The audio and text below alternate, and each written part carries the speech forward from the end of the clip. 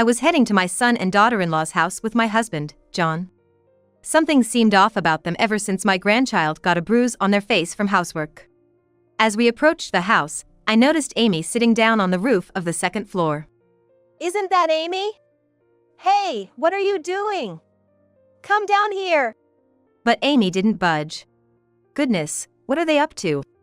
Nancy, keep an eye on Amy for me, I'll go talk to them. John went to press the intercom button. Then, Amy called out from the roof. No, I can't. Dad told me to stay like this. What? Why? Because being near the sun makes your face beautiful, Amy said to me with a big smile. But I couldn't understand what she was saying. Perhaps something more serious than I imagined was happening. As I stood there, feeling scared, I noticed my son, Heath, looking at me with vacant eyes from the second-floor window. I'm Nancy. After graduating from college, I'm now working as a pharmacist at the local hospital. Although I'm used to the job, I often feel overwhelmed by the busyness. With age catching up, there are times when I feel physically exhausted and on the verge of giving up. Nevertheless, I persevere in my work, encouraged by the warm words and gratitude from patients. Moreover, I have something to look forward to. Glancing at the clock while working. It's 11:40. Lunch break is just around the corner. Just as I thought that, I heard a child's voice calling me from afar. Grandma, it's time for lunch. Turning towards the voice, my granddaughter, Amy, comes running towards me, flapping her short arms and legs. Behind her, my son's wife, Karen, rushes after her in a panic. Hey! Amy! Grandma is still working, so be quiet. But it seems like her mother's voice doesn't reach Amy's ears. She jumps onto the counter and starts bouncing around. Hey, is work not over yet? I'm hungry, Grandma. Amy, I'm sorry. It'll be over soon, so please wait a little longer. Oh no. Amy pouted discontentedly, puffing out her cheeks and tapping the counter with her small hands. Finally, Karen caught up and lifted Amy into her arms. Mom, sorry for interrupting your work. It's okay. There are no patients at the moment anyway. Okay. Let's eat together. Hey! Cut it out already. All right, Mom, see you later. Yeah. I'll come back during break time. With Amy in her arms, Karen left the area. As Amy looked at me with a hint of unease, she waved her finger. I waved back to her with a small smile, and Amy happily waved back. Once they were out of sight, I returned to work, but my mind was already on lunch break. My granddaughter, Amy, comes to the hospital for regular checkups. So, I looked forward to having lunch together with them in the hospital's restaurant. Karen is a reliable woman, and despite Amy's serious condition, she behaves cheerfully. As I pondered what to talk about, the lunch break chime rang, prompting me to head to the restaurant. Grandma, over here, over here. As soon as I entered the restaurant, Amy called out to me loudly. Hey, Amy, keep your voice down. Karen kept glancing around, repeatedly cautioning Amy. But Amy seemed completely unconcerned. Yes. I'm here now. Sitting beside Amy, she looked up at me with a big smile, but Karen's expression was very dark. When the food arrived, Amy ate eagerly, looking very pleased with the meal. People in the restaurant watched Amy with puzzled expressions. Karen seemed extremely bothered by the surrounding glances. Karen, it's no use worrying so much. You have to be confident. I whispered to Karen softly, so Amy couldn't hear. That's true. But... She immediately faltered, turning her face away. I couldn't say anything more either. The cause was the large burn scar on Amy's face. 6 months ago, the apartment where my son's family lived caught fire due to a household accident. On their way out, Amy got caught in the fire. Fortunately, she didn't suffer any life-threatening injuries, but the burn scars on her face were very painful to see.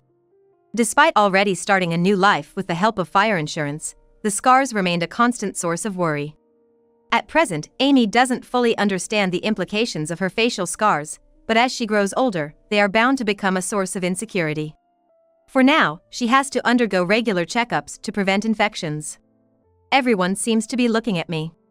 Amy's words brought me back to reality. Yeah, maybe because you're so full of energy, they want to share it. Really? That makes me happy. With a joyful smile, Amy resumed eating her meal eagerly. Anyway, treatment is our top priority right now. Once you're fully healed, I'll help you find a doctor who can help reduce the scars, I assured her. Thank you. But there are other things to consider as well. Karen hesitated before saying so. Other things? What else is there? However, instead of answering, she shook her head weakly, prompting me to feel anxious and try to find out what was worrying her. At that moment, Amy shouted loudly, "Thanks for the meal," and accidentally dropped her plate to the ground. It was made of plastic, so it didn't break, but the liquid left on the floor splattered onto my shoes and feet. "Amy, what are you doing?" Karen exclaimed loudly, and the restaurant staff hurried over, looking concerned. Quickly grabbing a cloth, they wiped my feet and the floor. "You don't need to worry so much. I have spare shoes. But I'm really sorry." "Amy, you should apologize." "I'm sorry." Amy mumbled sadly, so I instinctively stroked her head. "It's okay.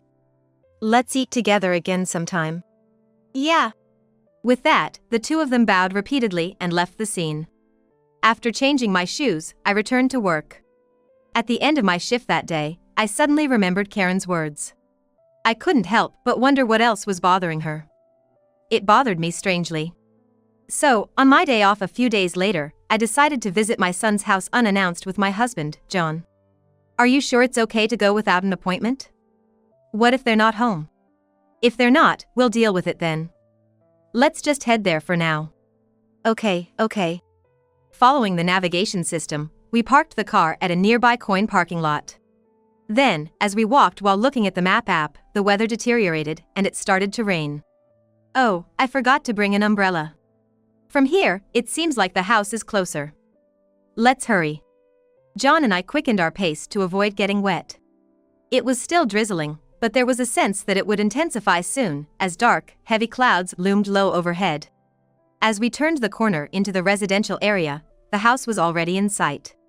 When I saw it, I suddenly noticed something strange on the roof of the second floor. What's that? What?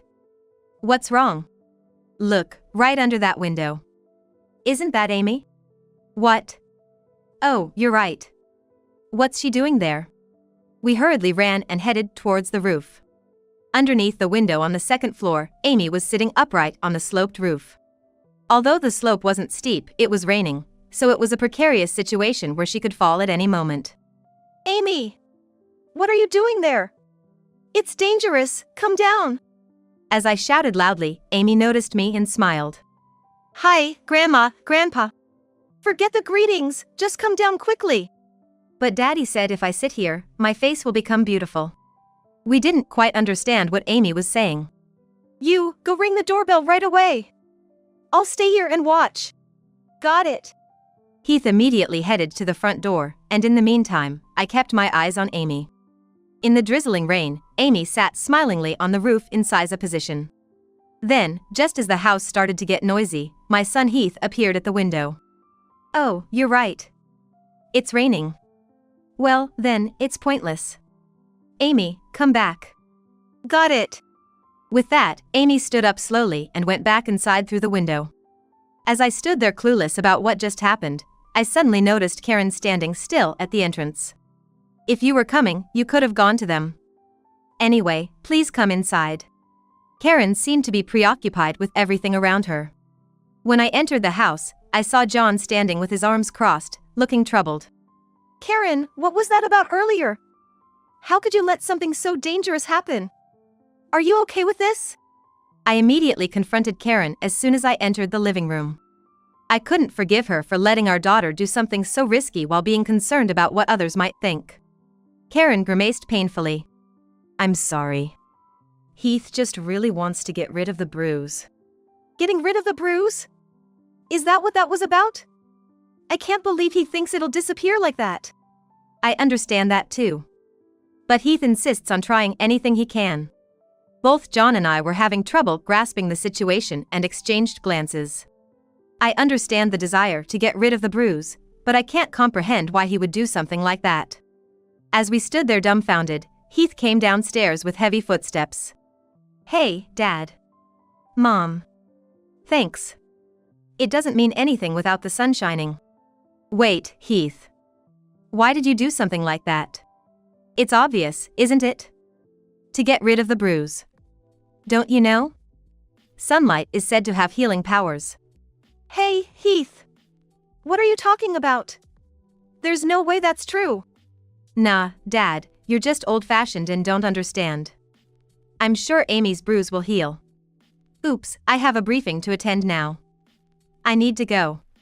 Heath blurted out such nonsensical things while running around the house, changed into a suit, and brought a large bag. Wait, Heath. Where are you going? Where else? I'm going to attend a briefing about medicine to fix Amy's bruise. If it's good, I need to buy it right away before it runs out. Heath rushed out of the house energetically. Left behind, we couldn't make heads or tails of what just happened and remained frozen in place. However, Karen was the only one crying, covering her face with her hands and sobbing quietly. It's been like this for so long. Since Amy got that bruise on her face, I just don't know what to do anymore, Karen confessed. Revealing the truth she had been holding back. I was taken aback, never expecting Heath to be behind such nonsensical statements. So, Heath has been making Amy do such things all along? Yes. Why don't you stop him? If he keeps doing things like that, there could be a serious accident someday. But he doesn't listen to anything I say. His behavior is truly monstrous, and I'm afraid. If I try to stop him, I don't know what he'll do to me, so I... Karen broke down in tears as she spoke. At that moment, Amy descended from upstairs, looking sleepy. Mom, what's wrong? Oh, Amy, you're coming down. I hurried over to Amy. Her clothes were damp from the rain, so I turned to John. I'll change her and put her to bed. Could you please assist Karen? Where are the clothes? Karen pointed to the dresser with one hand covering her face. Inside, I found some clothes, so I dried Amy's body in the bathroom and changed her clothes. Then, I took her upstairs and put her to bed. Amy soon started to breathe deeply and fell asleep peacefully, so I went back downstairs. When I returned to the first floor, Karen had already calmed down and was sitting on the sofa, looking composed.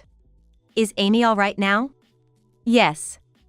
I put her to sleep soundly, so I don't think she'll wake up for a while. I'm really sorry. I'm not holding up well. Karen apologized to us, looking remorseful. Her cheeks seemed even more sunken than before. And her hair was disheveled, reflecting the hardships she was going through. No, you don't need to apologize. Yeah, that's right. Despite being married now, Heath is still our child. His responsibility is our responsibility too. I nodded in agreement with John's words. We still hadn't heard the reason behind Heath's actions. Karen, please tell us everything that happened. All right. Karen licked her lips, straightened up, and began to explain the whole story. It all started with that fire. Actually, I hadn't told you before, but Heath was the cause of that fire. What? Karen's words caught me off guard, and I couldn't help but let out a loud exclamation. I distinctly remembered hearing that the fire was suspected arson in a different location. That's what Heath told me to explain. Of course, the police know everything. But it wasn't widely reported in the media. I see. So why did Heath end up causing such a foolish fire? It was a day with weather similar to today's. It was sunny in the morning, but suddenly it started raining. At that time, I happened to be out of the house. And what happened then? Startled by the rain, Heath hurriedly brought the laundry hangers inside to prevent them from getting wet and hung them up in the room. Unfortunately, they ended up touching the electric heater. I see, so the fire started from the laundry. Yes, and at that moment, Heath was working from home and was in a remote meeting. When he noticed the fire, he quickly left the room and returned to the room where the computer was. So, the discovery was delayed. When I opened the door, there was already a lot of smoke. I tried to extinguish the fire in a hurry, but it was no use. Fortunately, there were no other injuries, but Amy's face. Karen's voice trailed off as tears welled up in her eyes. I didn't know what to say, so I simply gently rubbed her back in comfort. It seemed that even my husband, John, felt the same as he closed his eyes and remained silent, arms crossed. The rain outside grew stronger, with the sound of heavy downpour echoing in the room. To break the awkward silence, I directed a question at Karen. We understand the cause of the fire, but how does that relate to Heath? Heath feels extreme guilt for what happened because of him. But that guilt has taken a strange direction. A strange direction? Karen suddenly stood up and went to another room.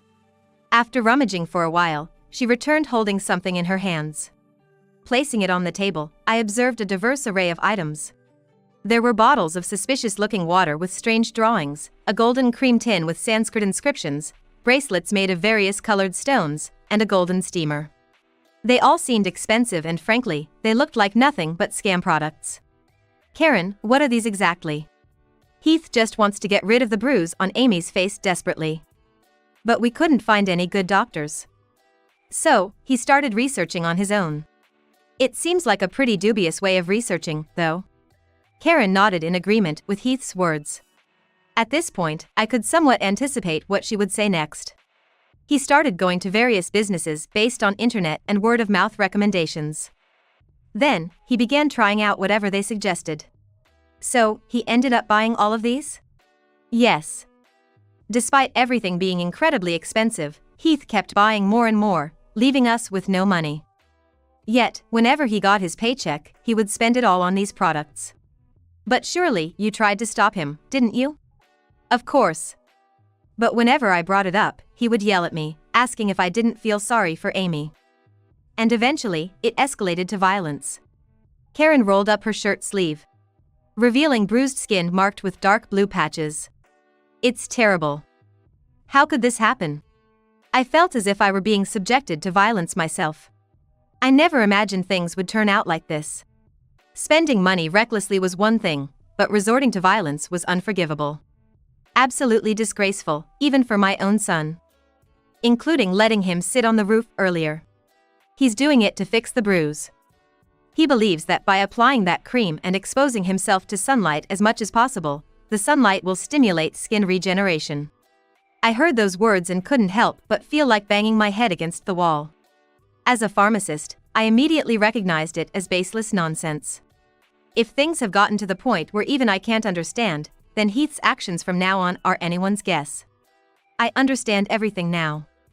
While Heath is certainly responsible for his actions, it's still heartbreaking as parents. We need to do something about this. In that case, what will happen to Heath? Well, he'll need to be isolated for a while. I believe he'll be fine with proper treatment. And we need to find a doctor who can remove the bruise. I'll handle that part since I'm familiar with it. I'll make sure Heath is isolated. Upon hearing those words, Karen burst into tears again, covering her face. Thank you so much. I couldn't do anything on my own anymore. But I couldn't even consult anyone. I gave Karen's back a light pat, and then exchanged a small nod with my husband. Whatever happens next, there will likely be conflicts with Heath. He might even get injured. But we must be prepared to endure some hardships to save our son. And ultimately, it will also lead to saving Amy. As I silently made up my mind, Heath returned home. Karen's expression immediately turned anxious as soon as she looked up. I'm back. Man, it's pouring out there. Can't use the meds without the sun, you know. Karen, I'm gonna pray for this rain to stop right now. What should we do? What should we do? Karen's all flustered on the couch, so I catch eyes with Heath and get up. Just then, the living room door creaks open and in walks Heath. His suit is drenched, water dripping from his bag onto the floor. At first, I didn't notice, but now it's clear as day that something's off with Heath. His eyes are wide open, darting around, bloodshot and half-open lips turned purple, dried blood smeared on them. Heath looks at us and moves his head wildly. Oh, you guys are still here. Perfect timing. Just bought some great medicine. Let's all try it together. Mom, this stuff prevents blemishes. He pulls out a bunch of unfamiliar drugs from his bag and lines them up on the table. Hold on a sec. You're curious, right? I thought so. I'll teach you how to use it right now, so pay attention. Karen, you can use it too. I told you to shut up. It's pathetic to get caught up in this nonsense. Heath froze in place and glared daggers at Heath. Pathetic, pathetic, pathetic. Are you denying my love? Trampling on my feelings? You're not my parent. Who are you? Reveal yourself. Heath, please stop this. Karen couldn't take it anymore and confronted Heath. But he seemed oblivious to her presence, staring blankly into the distance. I see, I get it now. Karen, Mom, Dad, you're all fakes. But I won't lose. I'm the only one who can erase Amy's bruise. Muttering to himself, Heath began searching his pockets. Then, he pulled out a gleaming golden knife and brandished it. Come on, show your true colors. And set everyone free right now. If you won't listen, then I'll do it like this. With a shout, Heath swung the knife towards Karen. Just in time, Karen's legs gave out and she crouched down, narrowly avoiding the knife. Heath, stop it! I tried to shield her and tackled Heath. Taking advantage of his stumble, Heath was pulled away from Karen by John. Don't get in my way. You imposter! Heath swung the knife frantically. Though I managed to avoid getting hit near the face, the tip of the knife grazed my hand, and blood spurted out. Ouch! For the first time in my life, I felt pain, and my body froze instinctively. With saliva flying from his mouth, Heath lunged at me with the knife. In that moment, time seemed to slow down, and memories flooded into my mind. The day I married John, the day Heath was born, the day Amy was born. They appeared and vanished and reappeared. This must be what they call a flashback. So, this is the end of my life. Preparing myself for the end of my life, I resolved to at least witness everything until the end, staring down the tip of the knife. But just before the knife could pierce me, Heath's face was met with a powerful punch from John. Ugh! Heath was sent flying backward, crashing into the door and dropping the knife. However, he quickly changed his posture and tried to confront Heath, but another punch from Heath struck his abdomen. You bastard! You! How dare you do something like that to your own mother? A disrespectful son like you needs to cool your head. John grabbed Heath's collar and shoulder tightly, then forcefully threw him towards the cupboard. His body flew through the air and collided with the cupboard upside down, making a tremendous noise. His body sunk into the cupboard and then fell headfirst onto the floor. As if adding insult to injury, books and appliances from the cupboard fell down onto his sprawled body. Since John takes part in martial arts as a hobby, he's quite strong when he fights seriously. Heath couldn't endure this damage and lost consciousness, his eyes rolling back. I grew concerned and checked his pulse. He's okay. He's still alive. More worried about your hands than Heath. Karen, do we have a first aid kit? Oh, yes, we do. I'll bring it right away. Karen, though flustered, quickly brought the first aid kit. As I tended to the wounds, from upstairs, Amy asked, Mom, what's going on? So Karen hurried to her. John tightly bound Heath's hands with the zip ties from the kitchen. That should do it. How about you? I'm fine. The wounds aren't too deep. But I'll call the hospital now. They have a psychiatric department, so I'll explain the situation and have him admitted. That sounds good. I'll leave it to you. I immediately called the hospital and explained Heath's outburst and the events leading up to it. Fortunately, the doctor was understanding and quickly arranged for an ambulance. When the ambulance arrived, they securely restrained Heath and I accompanied him to the hospital for treatment. Karen stayed behind to take care of Amy. After finishing tidying up the room, John also headed to the hospital. As I rode in the ambulance, I couldn't help but stare at Heath's face. Seeing him like this, it felt like nothing had changed since the old days. It was quite a disaster, wasn't it? But you'll be okay now. Thank you. The kind words from the paramedic put me at ease. With the strong and capable paramedics around, I felt reassured that even if Heath were to act up, they could handle it somehow. Feeling relieved, I was suddenly overwhelmed with exhaustion, so I drifted off to sleep in the ambulance. Later, Heath was admitted to the psychiatric ward. I made sure to get permission to visit him whenever I could, and his condition seemed to be improving. The attending doctor reassured me that his condition wasn't severe and that with time, he would fully recover. This brought me some relief. I also inquired with other doctors if there was anyone who could remove the bruise, but it seemed difficult to find someone suitable. However, I didn't give up and continued searching. Several months later, a renowned doctor who usually practices abroad happened to be staying in this area for a while. We arranged for treatment with that doctor. And thanks to that, the bruise on Amy's face became barely noticeable. It was said that as she grew, it would become completely invisible. By that time, Heath had improved significantly, but it seemed like the guilt still lingered. So, when we showed him Amy's healed face, he burst into tears and hugged her tightly. From that moment on, Heath's mental state improved rapidly, and he was discharged from the hospital safely. Mom, Dad, Karen, Amy, I'm truly sorry. I caused so much trouble because of myself. I'm really sorry. Heath repeatedly apologized to us. No one blamed Heath anymore. It's okay. It was all just a bad dream. That's right. We've returned to how we were. Seriously, I was worried for a while there. Let's have dinner together, Dad. Thank you so much. We decided to have our meal at that restaurant in the hospital. No one stares at Amy's face anymore. Everyone spent a pleasant mealtime with smiles on their faces.